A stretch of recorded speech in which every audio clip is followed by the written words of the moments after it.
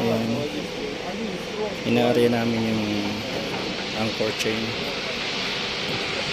kasi wala nang winch. Inover yung winch namin, kaya mana-mana yung pagtanggal.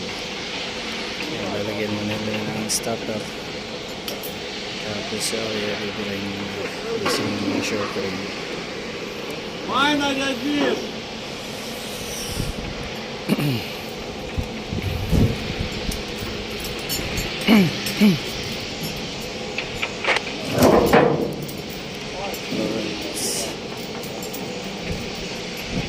Pwede nila sa loob. Lipat-lipat lang.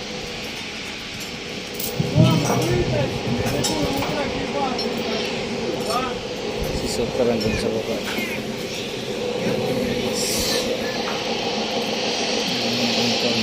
Touchdown. Si super